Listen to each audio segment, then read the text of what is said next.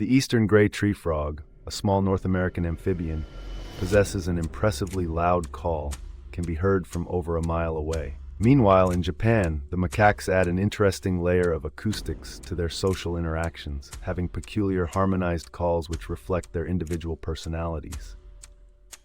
Similarly, vervet monkeys in Africa exhibit unique auditory signals, utilizing specific alarms for different predators, tailored to the type of threat.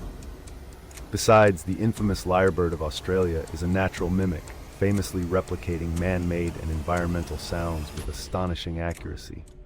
These fascinating sound-producing tactics highlight the extraordinary auditory communication techniques flourishing across the animal kingdom.